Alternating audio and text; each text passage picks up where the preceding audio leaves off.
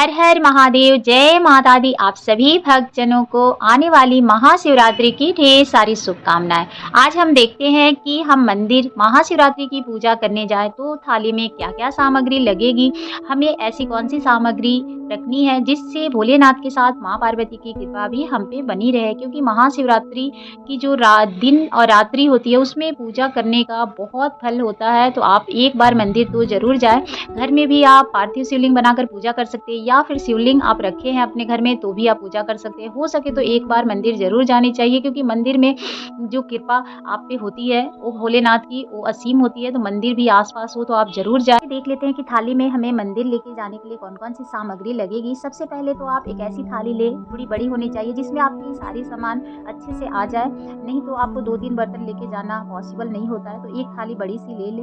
उसमें देखिए सबसे पहले आप शुद्ध जल घर से अपने एक तांबे के पात्र में रखें तो बहुत अच्छा है। इस तरह का ले सकते हैं, नहीं तो आप और भी कोई बड़ी लोटे में ले सकते हैं अलग से, नहीं तो 2 लोटे भी रख सकते हैं। उस दिन थोड़ी विशेष रूप से जल लगेगी आपको, तो देख ले अपने अनुसार जल ले। और आप कच्चा दूध गाय का पहले से ही तो स्टील के पात्र में रख सकते हैं। तांबे के पात्र में दूध कभी नहीं लेके जाए, ना ही दही। तो इस तरह से आप रख ले। उसके बाद आप बेलपत्र 51, 11, 21 आपकी समर्थाय अनुसार जितना भी आप 5, 7 भी आप चढ़ा सकते हैं। बेलपत्र थोड़ी अच्छी होनी चाहिए, उसमें आप टीका लगा ले या राम नाम भी लिख सकते हैं। धतूरा जरूर चढ़ानी है, याद रखिएगा। उसके बाद आपको रोली, कुमकुम, अक्षत, अष्टदल आप देख सकते हैं। इस तरह की आपको भोलेनाथ को टीका करने के लिए आप ले सकते हैं। उस दिन आप कुमकुम और हल्दी भी लगा सकते हैं, क्योंकि उनका विवाह हुआ था माँ पार्वती के साथ, तो उस दिन आप जरूर लेके जाए। अबीर गुलाल जरूर रखिएगा, क्योंकि महाशिवरात्रि में अबीर गुलाल भोलेनाथ को जरूर चढ़ाई जाती है। उस दिन माँ पार्वती के साथ शिव का मिलन की रात्रि भी माना जाता है, तो उस दिन हमें जरूर देनी चाहिए, अबीर गुलाल जरूर चढ़ानी चाहिए। भांग का पाउडर भी आप रख सकते हैं, धतूरा रख सकते हैं। कहा जाता है कि उस दिन भोलेनाथ को सारी ऐसी सामग्री चढ़ानी चाहिए जो उनका प्रिय हो, तो ये सारी सामग्रियाँ पहले से ले। हाँ, इत्र जरूर रखें, क्योंकि इत्र भोलेनाथ को अति प्रिय है, तो इत्र आपको रखना है। आप गठबंधन के लिए इस तरह से आप रख सकते हैं मौली धागा, नहीं तो आप देख ले अगर आपके पास वस्त्र है तो भोलेनाथ के लिए भी या माता पार्वती के लिए भी लेके जा सकते हैं। तो मैं इस श्रृंगार के सामान इस तरह से सारी सामग्री रख ली। उसमें दक्षिणा जरूर रखिएगा, पान का पत्ता, और आपको खोइछा देने के लिए माता को इस तरह से सारी सामग्री आपको रखनी है। इसमें से आप कम सामग्री भी लेके जा सकते हैं, लेकिन कम से कम चूड़ी, सिंदूर, बिंदी और दक्षिणा, पान के पत्ता, और आप उसमें कसैली, सिक्का और क्या बोलते हैं इलायची आप रखिए। उसमें लौंग का फूल वाला लौंग रखिएगा। तो इस तरह से सारी सामग्री आपको रख लेनी है अपनी थाली में, जिससे कि माता को आप अर्पित कर सकें। कुछ श्रृंगार के सामान आप अपने साथ भी ले आए, जो कि अपने लिए भी यूज कर सकते हैं, किसी को दान भी दे सकते हैं। मंदिर में जो ले जाए वहाँ तो दान ही कर दे, थोड़ी सी सामग्री उसमें से ले ले, अखंड सौभाग्य बढ़ता है, इसलिए जरूर लानी चाहिए। और उस दिन आप इतना ध्यान रखिएगा कि भोलेनाथ को अबरक जरूर चढ़ती है और भस्म जरूर चढ़ाई जाती है। तो महाशिवरात्रि के दिन ये 2 सामग्री आप जरूर रख लें। और माता के लिए आप सिंदूर भी लेके जाए। आप लाल पीली कोई भी सिंदूर रख सकते हैं, कोई दिक्कत नहीं है, क्योंकि उस दिन सिंदूर जरूर लगाई जाती है। आप कोशिश कीजिएगा कि गठबंधन भी करें। घर में पूजा कर रहे हैं तो कोई दिक्कत नहीं, घर में भी कर सकते हैं शिवलिंग की या पार्थिव शिवलिंग बना के, लेकिन मंदिर जाए तो इस तरह से थाली में सारी सामग्री लेके जा सकते हैं। माता के लिए लाल फूल लेकर जाए, और आप खड़े फल लेके जाइएगा, कभी भी काट के फल लेकर ना जाए। बैर जरूर चढ़ाई जाती है, क्योंकि बैर का महत्व उस दिन बहुत होता है, मैं आगे आपके वीडियो में शेयर कर दूंगी। तो आप बैर भोलेनाथ को जरूर अर्पित करें। उस दिन मंजरी भी चढ़ाई जाती है, आम की मंजरी, या फिर आप गेहूं का बाल भी चढ़ाया जाता है। और भोलेनाथ को आप इस तरह से फूल, सफ़ेद फूल जरूर, माता को आप लाल फूल चढ़ा सकते हैं। खड़े फल ही लेकर जाएं। जो भी फल भोलेनाथ पे चढ़ाएं, जब आप शिवलिंग पे चढ़ाते हैं तो वो प्रसाद नहीं उठा के लाइएगा। आप नीचे थाली में जो बच जाए या रखा है बस वही लेकर आनी चाहिए, क्योंकि मंदिर में आप पूरी तरह से सब कुछ चढ़ा दे। श्रृंगार के सामान से आपको थोड़ा लेकर आना है, क्योंकि उससे अखंड सौभाग्य बढ़ता है। तो इतना ध्यान रखिएगा। ये सारी सामग्री आप, बाकी दिया लेकर जाइएगा तो गोल बत्ती का दिया लेके जा सकते हैं मंदिर में, 2 बाती का ही लेकर जाए। अपने घर से माचिस भी लेकर जाए, मंदिर में ना ही ले तो अच्छी बात है।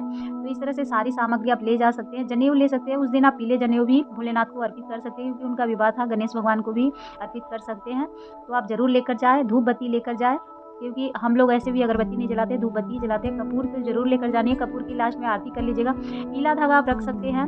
इसमें कोई भी उपाय अगर आपको करनी हो तो आप पीला धागा कर सकते हैं, घर से ही उपाय मैंने एक वीडियो में शेयर की है, आप देख सकते हैं। चालीसा पाठ अगर आप मान लीजिए मंदिर में बैठ के करना चाहते हैं तो एक छोटी सी बुक आती है, इस तरह से आप रख सकते हैं। तो वहाँ पे जब पूजा कर ले तो आप बगल में भी बैठ जाए, चाहे अगर नहीं भी जगह उस दिन बहुत भीड़ होती है तो आप साइड में भी कहीं बैठ के पूरा चालीसा का पाठ कर सकते हैं मंदिर जा रहे तो आप जितना हो सके थाल में, बड़ी थाल थोड़ी ली, उसमें सारी सामग्री अच्छे से आ जाए, क्योंकि विशेष रूप से उस दिन पूजा करेंगे, फिर बाद में सब भगवान होते हैं वहाँ ज़रूर करें। गंगा जल मैंने अपने लोटे में ही थोड़ा सा मिला लिया, मैं बहुत छोटा मेरे पास नहीं था डब्बा, तो इस तरह से भी करके आप कर सकते हैं। तो ये तो रेगुलर की पूजा है, उस दिन थोड़ी और विशेष रूप से सारी सामग्री रखूँगी। आप जब भी मान लीजिए भोलेनाथ को आप उस दिन पूरे अच्छे से स्नान कराना चाहते हैं तो दही, दूध, शहद, गंगा जल सब लेकर जाएँ, जिससे अच्छे से उनकी पूजा कर सकें। तो इस तरह से आप घर में भी कर सकते हैं, नहीं तो मंदिर माला अगर आपको जाप करनी है घर में कर सकते हैं, नहीं तो आप मंदिर में भी बैठ के कर सकते हैं। तो इस तरह से थैली आती है और आप माला अपना लेकर जाएँ, तो वहीं पे बैठ के कर ले, फिर कपूर की आरती करके फिर आप घर वापस आ सकते हैं। तो इस तरह से सारी सामग्री आप लेकर जा सकते हैं। थाल में आप देख सकते हैं कि सारी सामग्री इस तरह से आप लेकर जा सकते हैं। अगर छोटी थाल है तो कुछ अलग से भी एक डोलची आती है, उसमें भी आप सारी सामग्री ले जा सकते हैं। बस इतना ध्यान रखिएगा कि उस दिन भोलेनाथ को आप बैर ज़रूर अर्पित करें, क्योंकि कहा जाता है कि अगर भोलेनाथ को हम बैर अर्पित करते हैं तो आपसी बैर भाव जो होता है शिव अपने ऊपर ले लेते हैं और आपके जीवन में प्रेम भाव, भाईचारे, ये पूरे सारे संबंध मजबूत करते हैं। तो ये इतना ध्यान रखिएगा। उस दिन आप उनको स्नान कराते हैं, पूरे विधिवत स्नान कराते हैं, तो आप इतना समझ लीजिए जब भोलेनाथ आपके जीवन की सारी बुराइयां, कष्ट खत्म कर देते हैं। तो इसलिए कोशिश करें कि उस दिन आप उन्हें अच्छे से पूजा करें, जितना आपसे बन पाए। मंदिर में अगर जाते हैं तो वहाँ थोड़ी भीड़ होती है, घर में अगर करते हैं तो पूरे विधिवत कर सकते हैं। तो इस तरह से उनकी पूजा करनी चाहिए, क्योंकि फाल्गुन मास में बहुत ही महत्व है महाशिवरात्रि की पूजा के लिए, क्योंकि भोलेनाथ को बेलपत्र, भांग, धतूरा, जायफल, कमलगट्टे, जल, फूल, मतलब बहुत सारी ऐसी सामग्री है। उस दिन आप मिष्ठान भी लेके जा सकते हैं, मीठी वस्तु ज़रूर आप अर्पित करें, क्योंकि उनके विवाह का दिन था। तो इस तरह से आप बहुत सारी सामग्री रख सकते हैं। मैंने तो बहुत ही कम दिखाई है, इसमें आप चाहेंगे तो इसमें बहुत सारी ऐसी-ऐसी सामग्री आती है जो आप सारी चीज़ रख सकते हैं। जितनी आपकी समर्थाएँ हो उस विधि से आप पूजा करें, क्योंकि भोलेनाथ जो है वो एक लोटा जल से भी खुश हो जाते हैं। आप लेकिन महाशिवरात्रि पे कोशिश करें कि पूरी सामग्री लेकर जाएँ। अगर आपको हमारी जानकारी अच्छी लगी हो तो एक लाइक एंड सब्सक्राइब ज़रूर कर लीजिएगा। धन्यवाद। जय माता दी। आप सभी के जीवन में ढेर सारी खुशियाँ बरकरार